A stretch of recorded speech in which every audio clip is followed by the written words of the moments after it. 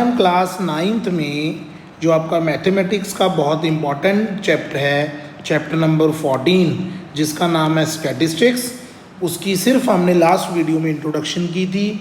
इसमें हम bar graph भी पढ़ेंगे, इसमें हम हिस्टोग्राम की भी बात करेंगे, इसके हम फ्रीक्वेंसी पॉलीगॉन्स की भी बात करेंगे। लेकिन जो सबसे बेसिक है वो एक्सरसाइज 14.2 आज हम स्टार्ट कर रहे हैं, जिसमें हम क्या पढ़ना है, हमने फ्रीक्वेंसी डिस्ट्रीब्यूशन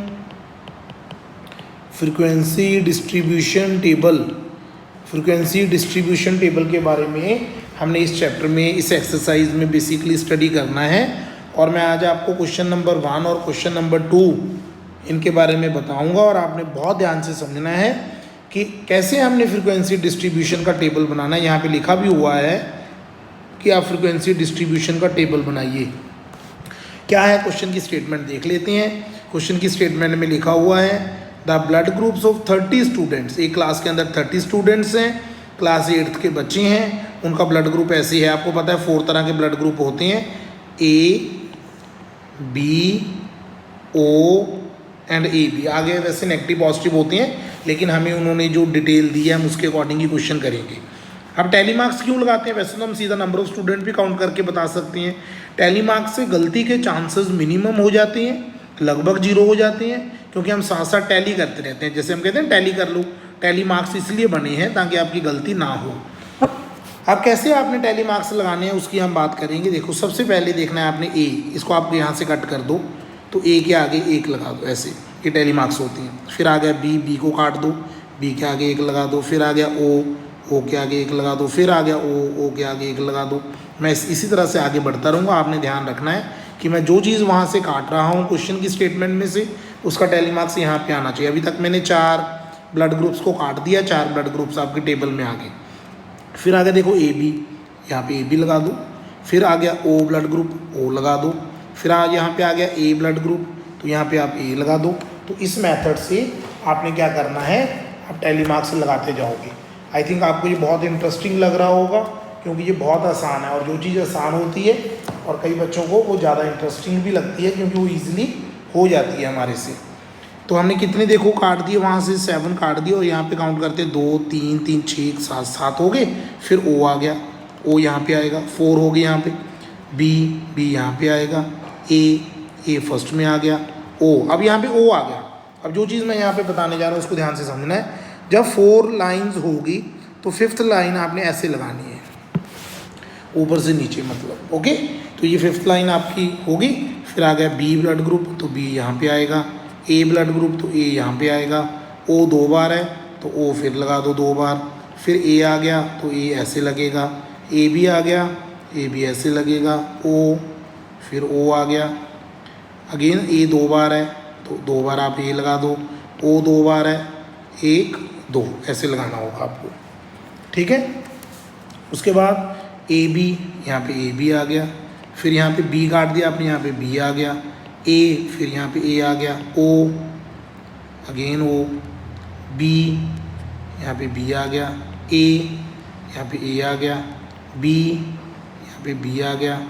और ओ, यहाँ पे ओ आ गया। अब इनकी काउंटिंग करनी बहुत आसान है।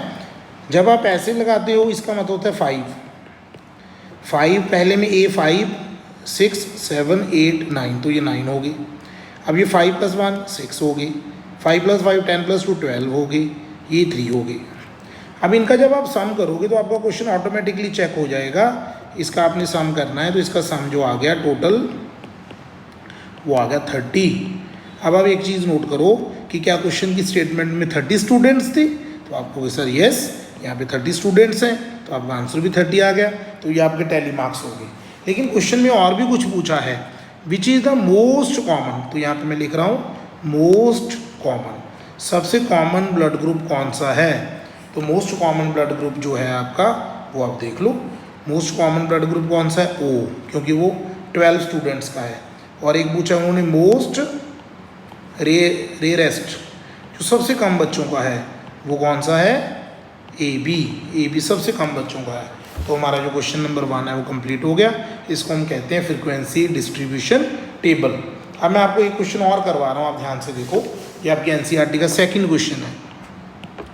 जिसमें लिखा है distance in kilometre 40 engineers from their residence to their place of work were found as follow.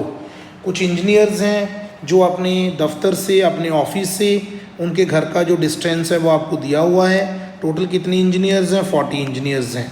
अब आपने टैली मार्क्स कैसे बनाने हैं, लेकिन इन्होंने कहा है कि इसको आपने ग्रुप्ड फ्रीक्वेंसी डिस्ट्रीब्यूशन टेबल बनाना है। जैसे एक चीज़ नोट करोगे, यहाँ पे आपको सिंपल कहा था, सिंपल फ्रीक्वेंसी डिस्ट्रीब्यूशन टेबल पहले क्वेश्चन में। सेकंड क्वेश्चन में आपने ग्रुप्ड फ्रीक्वेंसी डिस्ट्रीब्यूशन टेबल बनाना है विद क्लास साइज 5 का क्लास साइज लेना है। और सबसे जो लोएस्ट डिस्टेंस मुझे दिख रहा है वो है 2 किलोमीटर का। तो क्लास साइज में 0 to 5 से स्टार्ट करता हूँ, और हाईएस्ट भी आप देख लो, क्योंकि फिर हमें हाईएस्ट इंटरवल लेने में प्रॉब्लम नहीं आती। तो मुझे लगता है जो हाईएस्ट है वो 32 दिख रहा है मुझे। आप भी एक बार देख लेना।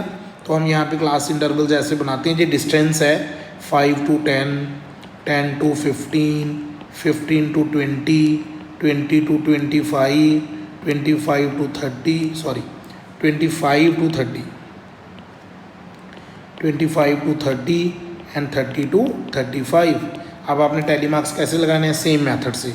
सबसे पहले 5 है, तो 5 पहले में आएगा या दूसरे में आएगा? दूसरे में आएगा, क्योंकि आपको स्टैटिस्टिक्स का ये रूल पता है कि 0 to 5 में 5 नहीं आता, 5 to 10 में 5 आता है। कि जो ये आगे वाली वैल्यू है ये काउंट होती है, ये लास्ट वाली वैल्यू नहीं काउंट होती। 5 इसमें आएगा। फिर आ गया बच्चों 3 पहले में आ गया। फिर आ गया 10 तीसरे में आ गया। फिर आ गया 20 कहाँ पे आएगा? यहाँ पे आएगा। फिर 25, तो ये 25 आ गया। उसके बाद 11, तो यहाँ पे 11 इसमें आएगा बच्चों। फिर आ गया 13 किस में आएगा? 10 to 15 में। 7, तो कई बच्चों को लग रहा होगा सर ये आप क्या कर रहे हो, तो हम खुद भी कर लेंगे। बिल्कुल आप कर सकते हो, लेकिन मुझे ऐसा है कि मैं आपको 1-2 क्वेश्चंस कंप्लीट करवा दूं। अब 31 आ गया, तो 31 यहाँ पे आ गया।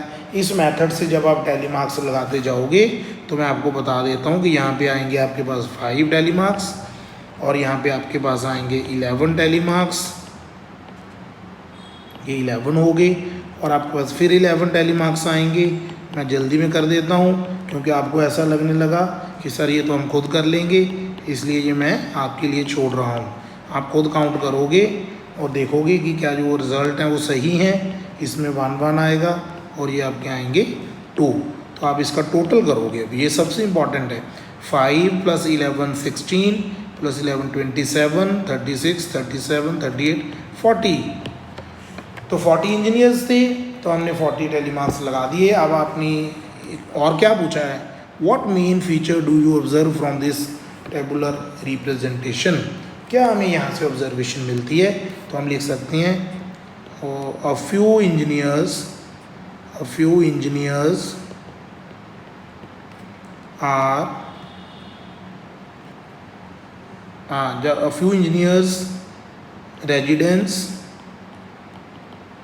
few engineers residents are more than